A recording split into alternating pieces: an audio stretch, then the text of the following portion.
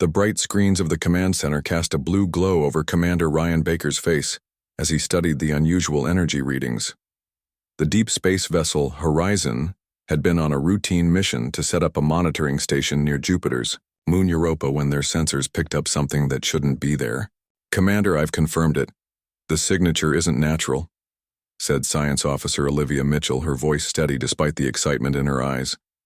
"It's showing patterns consistent with advanced technology." Ryan nodded, rubbing his chin. After 15 years in space exploration, he had learned to trust his gut. And right now his gut was telling him this was big. "How far?" he asked. "Just beyond the orbit of Neptune," Olivia replied, adjusting her glasses. "And sir, it's staying perfectly still relative to Earth. That's not orbital drift." The command center fell silent. Everyone understood what that meant. Whatever was out, there was keeping position intentionally. "Get me visual confirmation," Ryan ordered. The main screen flickered as the ship's most powerful telescopes focused on the coordinates. At first, there was nothing but the blackness of space and distant stars. Then Olivia applied filters to the image, revealing a slight distortion against the star field. "It's cloaked," said Communications Officer Greg Powell, leaning forward in his chair. "But not perfectly." Ryan made his decision quickly. "Take us closer, but maintain safe distance. All non-essential systems dark. I want passive scans only." As the Horizon changed course, Ryan sent an encrypted message back to Earth. The UN Space Command would need to know immediately, but he wanted to gather more information before causing global panic. 3 days later, the Horizon hovered at a respectful distance from what they now knew was an alien vessel.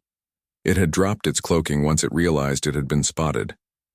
The ship was unlike anything humans had designed, organic-looking with flowing lines and surfaces that seemed to ripple occasionally like water. "They're hailing us again," Greg said. Ryan straightened his uniform. On screen, the alien that appeared looked almost plant-like, with green-tinged skin and what seemed to be delicate fronds instead of hair. Its eyes were large and completely black. "Commander Baker of Earth Vessel," the alien spoke in perfect English, its mouth moving strangely around the words. "I am Coordinator Zix of the Viridian Exploration Guild. We request formal contact with your planetary leadership." After weeks of careful diplomacy conducted from the safety of separate ships, the UN Security Council finally granted the Viridians restricted access to Earth. Ryan found himself reassigned to the diplomatic team alongside Olivia, whose expertise in xenobiology made her invaluable. They were joined by Dr. Alan Rodriguez, Earth's leading xenobiologist, and Security Chief Samantha Clark, whose military experience the UN insisted upon. The landing site chosen was a remote airfield in Switzerland, surrounded by mountains and heavily guarded. Ryan watched from behind protective glass as the Viridian shuttle touched down. It looked like a giant seed pod, its surface shimmering with colors that shouldn't exist together. "Remember," Samantha said quietly, checking her sidearm, "we follow protocol. No sudden movements, no unauthorized exchanges of information or materials."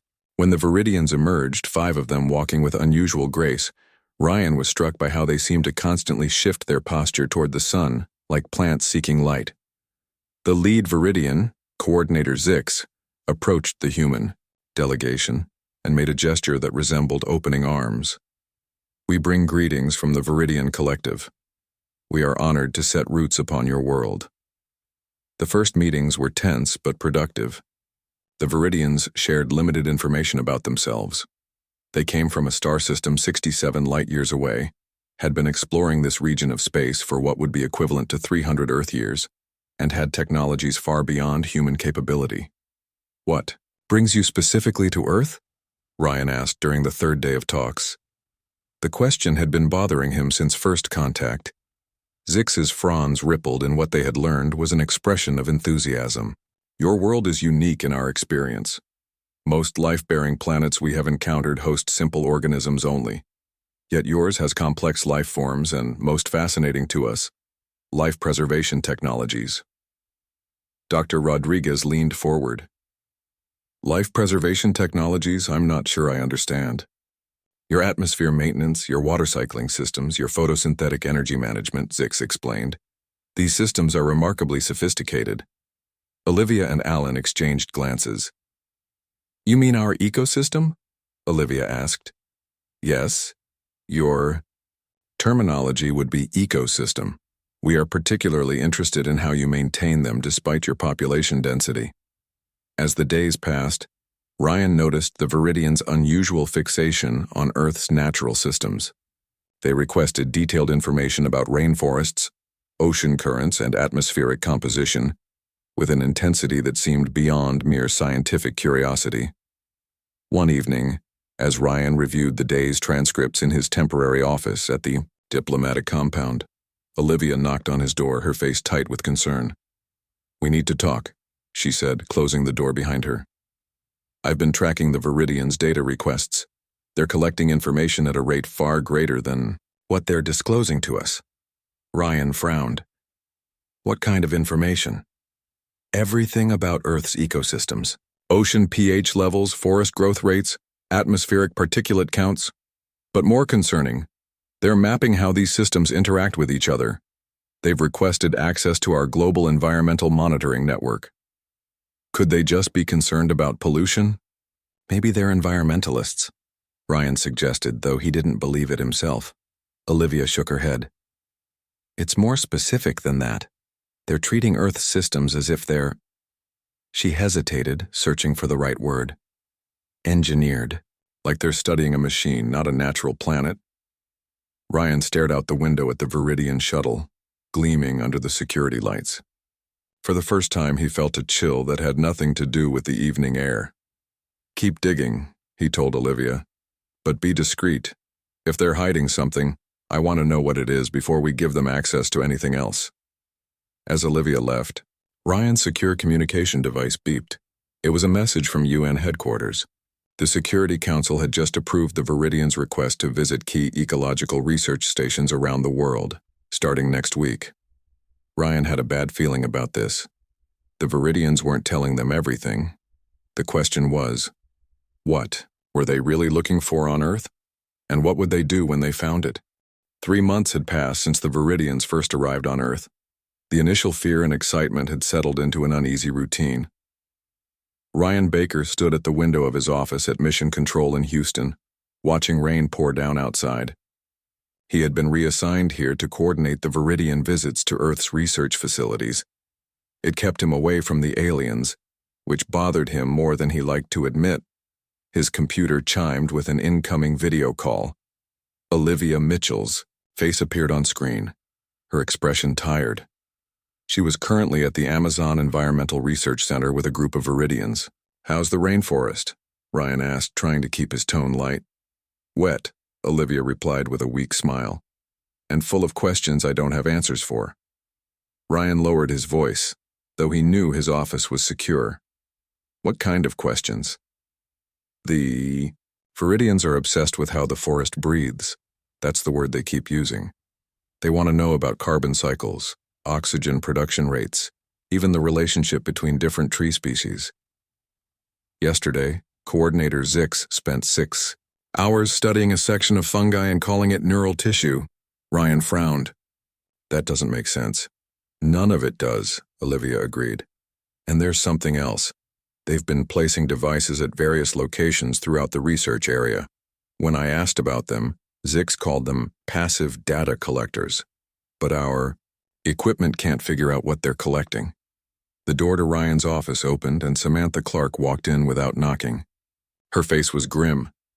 I need to talk to you, she said, then noticed Olivia on the screen. Both of you. Ryan gestured for her to continue.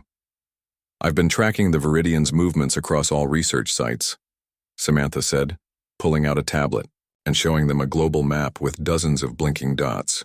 These are all places they've visited and placed their data collectors. They're not random, they're systematically mapping Earth's major ecological zones. Olivia nodded. The Amazon, the Arctic Research Station last month. The Great Barrier Reef, the Sahel in Africa, the Siberian permafrost regions, Samantha continued.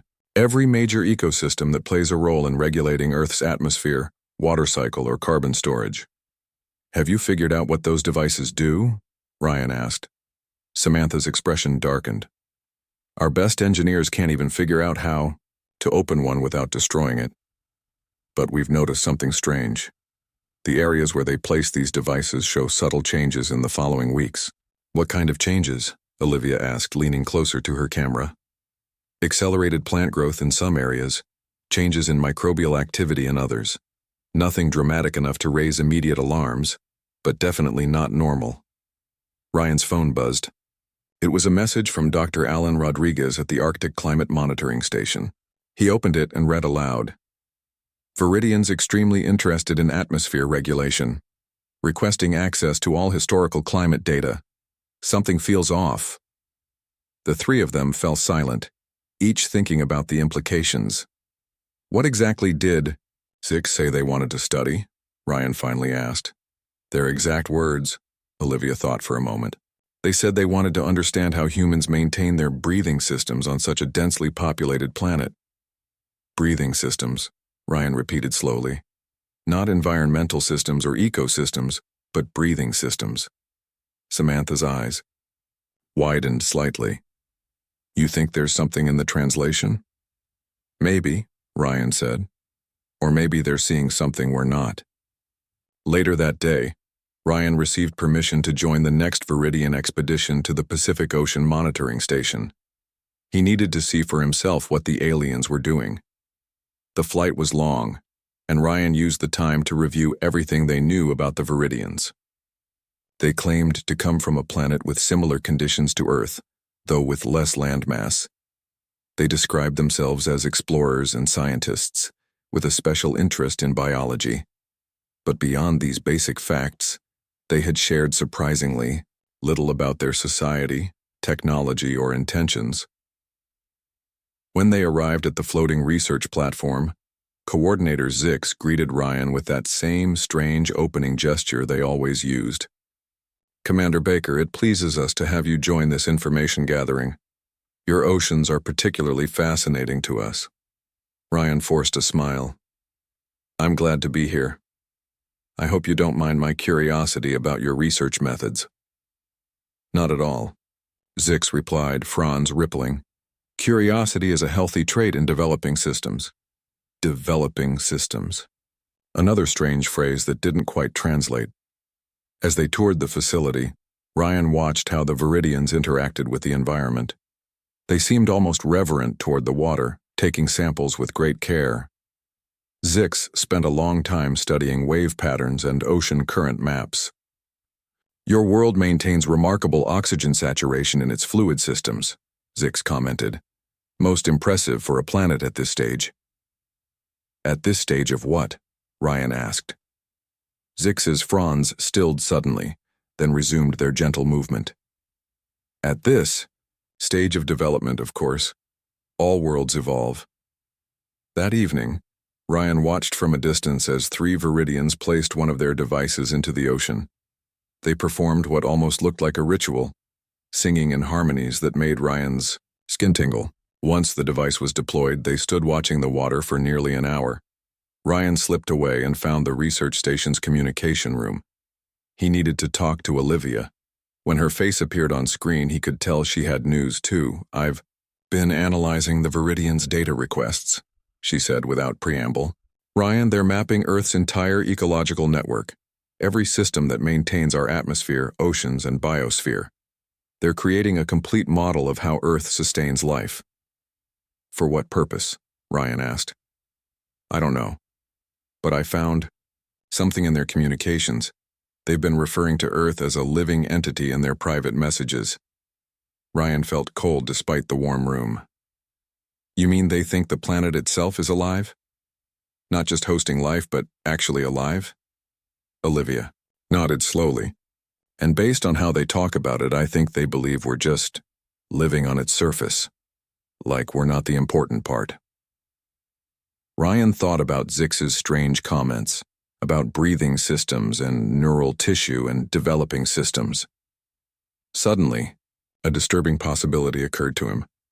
Olivia, he said quietly, what if they don't see Earth as a planet we live on? What if they see it as a living organism that we're inhabiting, or worse, infecting. Olivia finished his thought, her face pale.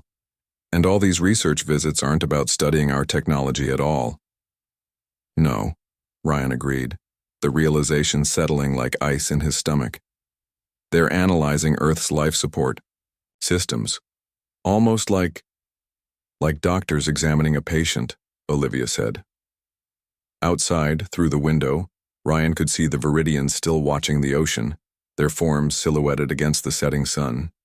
He wondered what they were really seeing when they looked at Earth's waters, and what exactly they planned to do with all the information they were gathering.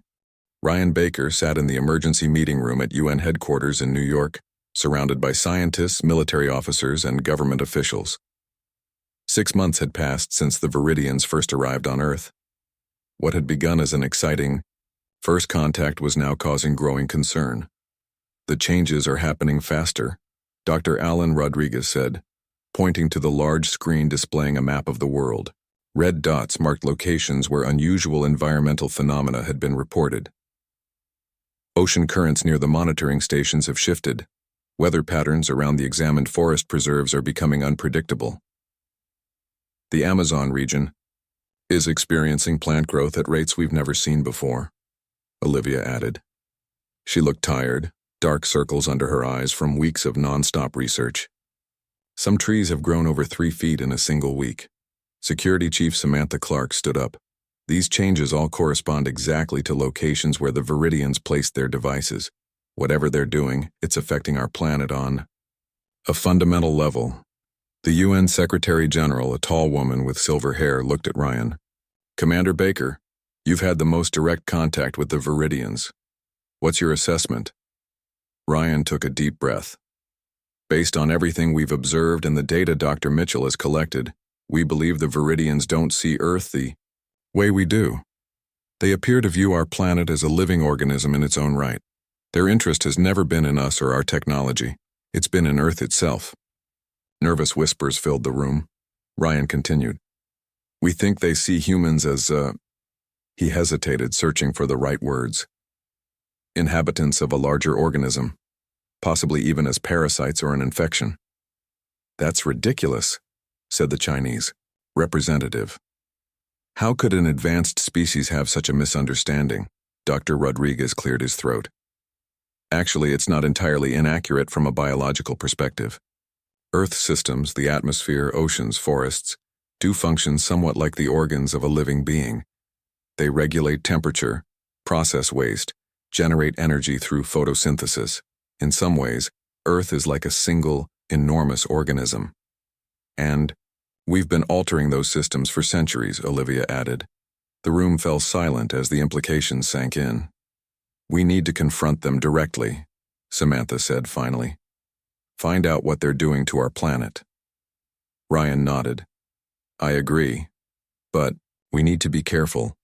If we're right about their perspective, they might see themselves as helping Earth, not harming it. 2 days later, Ryan stood face to face with Coordinator Zix in a secure meeting room. The alien's fronds seemed more vibrant than usual, almost glowing with a faint inner light. Commander Baker, Zix said, you wish to discuss our research activities? Yes, Ryan said firmly. We've detected significant changes in Earth's natural systems wherever you've placed your devices. These changes are concerning to us. Zix's black eyes seemed to study Ryan for a long moment. Yes, the restoration has begun more quickly than anticipated. The patient is responding well to treatment. Ryan felt a chill. Treatment? You're deliberately changing our planet without our permission? Not your planet, Zix corrected gently. You misunderstand your relationship to this living entity. We have analyzed its life support systems and found them struggling under your presence. Are you saying Earth is alive? Ryan asked directly. Of course, Zix replied, sounding surprised. Did you not know? It breathes through its forests. It circulates nutrients through its oceans. It regulates its temperature through atmospheric systems. It is one of the most beautiful living entities we have encountered in our explorations. Ryan struggled to maintain his composure. And humans? How do you see us? Zix's fronds rippled in a pattern Ryan had come to recognize as discomfort. Your species originated as part of Earth's balanced system, but you have grown beyond your ecological role. You consume the entity's resources faster than they can be replenished. You produce waste that its systems cannot process. You alter its regulatory mechanisms. You think we're harming Earth, Ryan said. It wasn't a question. Not intentionally, perhaps, Zix replied. But yes, you are like a disease that the entity's immune system has failed to reject. Ryan felt anger rise in his chest. This entity is our home. We're working to reduce our environmental impact. We've made mistakes, but we're learning. Yes, we have observed your conservation efforts, Zix acknowledged. They are commendable, but insufficient. The damage has progressed too far. That is why we are helping. Helping how exactly? Ryan demanded. We are enhancing the entity's natural systems, helping it breathe more efficiently, purify its waters, regulate its climate. We are healing it. Ryan leaned forward. Those systems exist, in balance with human civilization. If you alter them too quickly or too drastically, millions of people could die. Zix seemed genuinely troubled by this. We do not wish harm to your species, but the entity must be preserved. It is unique and precious. When Ryan left the meeting, his mind was racing. He immediately called Olivia, who was in her lab analyzing samples from affected areas. You were right, he told her. They think they're doctors treating a sick patient and we're the disease. It gets worse, Olivia replied, her voice tense. I've been examining plant samples from the sites they visited. The cellular changes are incredible. Photosynthesis rates have increased by 300%. These plants are pulling carbon dioxide from the atmosphere at unprecedented rates. Is that bad? Ryan asked. It would be good if it happened gradually. But at this rate, atmospheric composition could change dramatically within months, not to mention the accelerated plant growth that could overwhelm infrastructure, the ocean, current shifts that could trigger extreme weather. We need to make them stop, Ryan said. I don't think they will, Olivia replied quietly. From their perspective, they're saving a life. Earth's life. They probably think they're being merciful by not simply eliminating us. Ryan ran a hand through his hair, thinking desperately. There has to be a way to make them understand. We're not separate from Earth. We evolved here. We're part of it too. Maybe that's the approach, Olivia said thoughtfully. Not to deny that Earth is a living system, but to show them that humans are a natural part of that system, that we're evolving toward a more sustainable relationship. Ryan nodded slowly. It's worth trying. Because if we can't convince them to stop or at least slow down what they're doing. He didn't need to finish the sentence. They both knew what it meant. The Viridians weren't invading Earth in any traditional sense. They weren't interested in its resources or territory. They were trying to save what they saw as a living organism from what they considered a harmful infestation, humans. And if they succeeded, Earth might continue to exist, might even thrive by some measures. But it would no longer be a world where humans could survive. Thick vines crawled up the sides of buildings in downtown Miami. Trees pushed through sidewalks in Tokyo. Ocean waters rose unexpectedly along coastlines worldwide. 1 month after Ryan's confrontation with Zix, Earth was changing at an alarming rate. Ryan stared at the latest satellite images in the crisis center. Cities around the world were reporting the same problems: rapidly growing plants, shifting weather patterns, and strange atmospheric changes that made breathing difficult in some areas. They've moved to the next phase, Olivia said, joining him at the display. Her voice was raspy. Many people were developing breathing problems as oxygen levels increased beyond normal parameters. What do you mean? Ryan asked. The Viridians sent a message to the UN this morning. They've completed what they call their analysis phase. Now they've begun what they're calling a respiratory recovery protocol. Samantha Clark entered the room looking grim. It gets worse. They're recommending immediate evacuation of major population centers to, and I quote, prevent cellular damage during treatment. Ryan felt a cold knot in his stomach. Evacuation to where? That's just it, Samantha replied. They're not suggesting temporary relocation. They're talking about permanent evacuation from what they call critical healing zones, which includes most of our major cities. The emergency broadcast system blared to life on screens around the room. Coordinator Zix appeared, looking more vibrant than ever. The alien's skin almost glowed with a bright green energy. People of Earth, Zix began, we have completed our analysis of your world's life support systems. As we suspected, this living entity is in critical condition due to the strain placed upon it by your civilization. We have initiated a respiratory recovery protocol to help the entity heal. Ryan watched in horror as Zix continued. We understand this will cause disruption to your settlements. We recommend immediate evacuation from areas experiencing acute healing. Our vessels will assist in relocating populations to less critical regions. They're offering to help evacuate us from our own planet, Samantha said in disbelief. For your safety, Zix continued on screen. Please follow your government's evacuation instructions. The atmospheric and biological changes will make many areas uninhabitable for your species within weeks. This is unfortunate but necessary for the entity's survival. As the message ended, phones began ringing throughout the crisis center. Reports were coming in from around the world.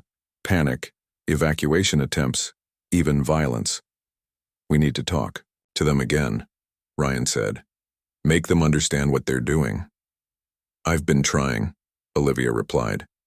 They believe they're being merciful.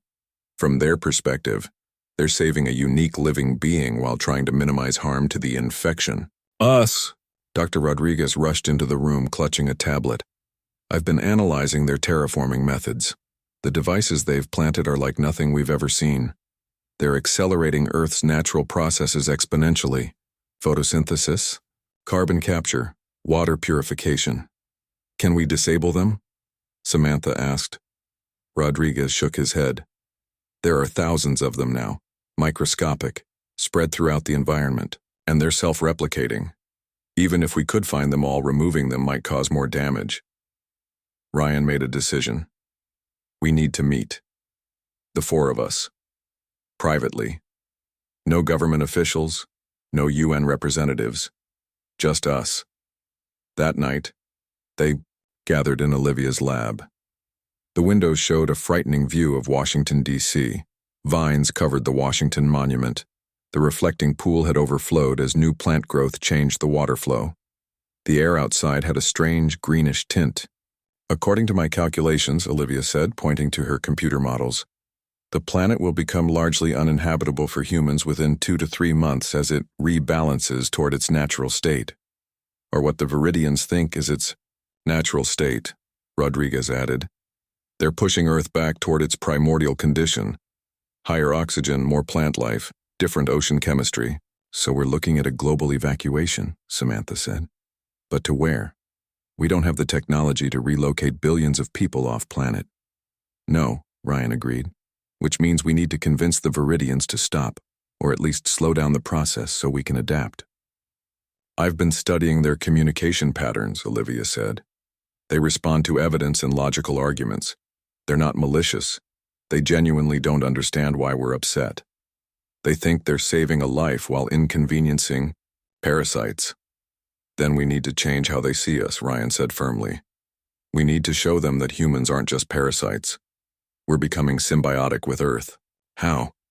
Samantha asked. Ryan thought for a moment. We need to gather evidence. Show them conservation efforts, sustainable technologies, ecosystem restoration projects. Show them how human consciousness has evolved to recognize Earth as a system requiring protection. I can help with that, Rodriguez said.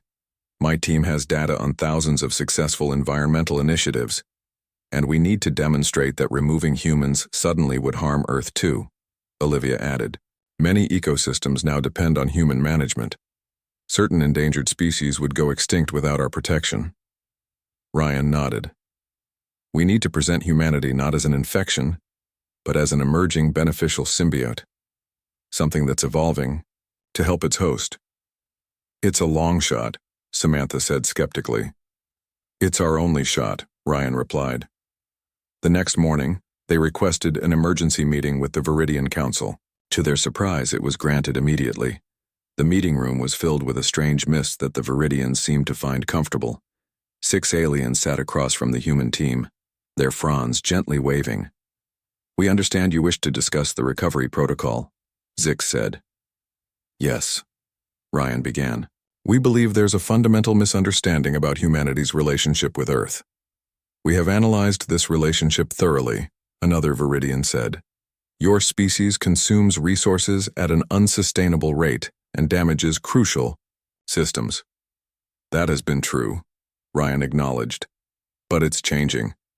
We'd like to present evidence that humans are evolving toward a beneficial relationship with Earth." The Viridians' fronds rippled in what Ryan recognized as curiosity. "This concept, harmful organisms evolving into beneficial ones, exists in your evolutionary history too, doesn't it?" Olivia asked, implementing their strategy. The aliens conferred among themselves, their musical language filling the room. Finally, Zix turned back to the humans. "This concept exists in our biology," Zix admitted. "Organisms that once harmed their hosts sometimes evolve to provide benefits. But we have seen little evidence of this in your relationship with the living entity." "Then let us show you," Ryan said, his heart pounding with hope and desperation. "Give us the chance to prove that humanity isn't a disease to be cured, but an emerging part of Earth's evolution, perhaps even its next step forward." The Viridians were silent for a long moment. Outside the window, vines continued to crawl up buildings. The sky looked increasingly alien. Time was running out. "We will examine your evidence," Zix finally said. "But the recovery protocol will continue during our assessment. The entity's health must be our priority." As the meeting ended, Ryan looked at his team. They had a chance, a small one, to convince the Viridians to see humanity differently. The question was whether they could do it before Earth became a paradise for its original systems, but a hostile world for the humans who called it home. Ryan worked through the night with Olivia, Rodriguez, and Samantha to prepare their presentation for the Viridians. Outside, the world continued to transform. News reports showed forests expanding into cities, ocean levels shifting unpredictably, and strange new plant species emerging everywhere. Millions of people had been forced to relocate as their homes became uninhabitable. "We're ready," Olivia said, closing her laptop. Her voice was strained from the increasingly oxygen-rich air. "I've compiled all the evidence showing how humans have protected endangered species." Rodriguez nodded. "And I've prepared the data on our transition to sustainable energy and carbon capture technologies. The key is making them see us as part of Earth's evolution, not separate from it," Ryan reminded them. "We need to show them that human consciousness is an emerging property of Earth itself, like the planet developing a brain." Samantha looked skeptical. "Do you really think they'll buy that?" "They have to," Ryan said simply, "because if they don't, we have nowhere to go." The presentation to the Viridian Council was scheduled for the following morning. The meeting location had been moved to a biodome the aliens had constructed. Inside, the air was even more oxygen-rich than outside, and plants grew with impossible speed. The walls seemed alive, pulsing gently like a heartbeat. All 12 members of the Viridian Council waited for them, their fronds more vibrant and colorful than Ryan had ever seen. Coordinator Zix sat in the center. "We will hear your evidence," Zix said. "Though the recovery protocol has already shown significant success, the entity's respiratory functions have improved by 70%. Ryan stepped forward and began their carefully prepared presentation. He showed videos of human conservation efforts, rangers protecting rhinos from poachers, scientists breeding endangered butterflies, volunteers replanting coral reefs. These species would vanish without human intervention, Ryan explained. "We've evolved to recognize our responsibility toward other life forms," Olivia continued, showing data on renewable energy adoption and carbon capture technologies. "We're rapidly transitioning away from harmful practices toward methods that work in harmony with Earth systems." Rodriguez presented research on sustainable agriculture and forest management. In many regions, human-managed ecosystems now sequester more carbon and support more biodiversity than areas left completely untouched. The Viridians listened silently, their fronds occasionally rippling in what Ryan hoped was understanding. Samantha concluded with security footage of everyday people. Children planting trees, communities cleaning beaches, farmers adopting regenerative methods. This isn't just government policy, she said. It's a fundamental shift in human consciousness. We're evolving from consumers of Earth's resources to protectors of its systems. Ryan stepped forward again. We're not separate from Earth. We evolved here, part of its biodiversity. What if human consciousness is actually Earth's way of developing awareness of itself? What if we're not parasites but potentially beneficial symbiotes, still in the early stages of that evolution? The Viridians conferred among themselves in their musical language. Ryan and his team waited anxiously. Finally, Zix addressed them. Your evidence is unexpected. We had not considered that a species could transition from parasitic to symbiotic within such a short evolutionary time frame. This concept exists in our own history, but rarely occurs so rapidly. Hope flickered in Ryan's chest. We're not asking you to stop helping Earth. We're just asking you to recognize that humans might be part of the solution, not just the problem. And to slow down the recovery protocol, Olivia added. Give us time to adapt and help with the process instead of being eliminated by it. The head of the Viridian Council, an older alien with pale green fronds, spoke for the first time. This presents a dilemma. The entity is clearly suffering, but extinction of a potentially beneficial species would be regrettable. We need more evidence, another council member said. Words and images are not sufficient. Ryan felt desperation rise in his throat. What kind of evidence would convince you? Zix considered for a moment. We would need to verify that human activities are truly becoming beneficial to the entity systems on a planetary scale, not just in isolated cases. Give us a chance to prove it, Ryan pleaded. Work with us instead of just acting upon us. The council withdrew to deliberate. Ryan and his team waited anxiously, watching through the transparent dome as vines continued to engulf buildings outside. After what seemed like hours, the Viridians returned. Zix's expression was unreadable to human eyes. We have reached a decision, Zix announced. Your argument has merit but requires verification. We will modify our approach. Ryan felt a surge of hope. You'll stop the recovery protocol? Not stop, Zix clarified. Recalibrate. We will adjust our devices to stabilize rather than transform Earth systems. This will prevent further uninhabitable zones from developing while we assess your species' potential as symbiotes. How long will this assessment take? Samantha asked. 1 Earth year, the council leader said. During this time, we will work directly with your scientists and environmental experts. If we observe genuine symbiotic potential, we will share our knowledge to accelerate your transition. And if you don't see this potential? Olivia asked quietly. Then we will resume the full recovery protocol. Zix said simply. The entity's survival must take priority. As they left the biodome, Ryan felt both relief and uncertainty. They had gained time, but the challenge ahead was enormous. Humanity would need to demonstrate in just 1 year that they were truly becoming beneficial to Earth's systems. Can we do it? Samantha asked, as they walked through the transformed landscape. Plants that hadn't existed weeks ago brushed against their legs. The air smelled different, richer, wilder. We have to, Ryan replied. This isn't just about convincing the Viridians anymore. They're right about one thing. Earth is a living system, and we need to find our proper place within it. Over the following months, the Viridians worked alongside human scientists and environmental experts. They recalibrated their devices, stabilizing the rapid changes while maintaining improvements to Earth's ecosystems.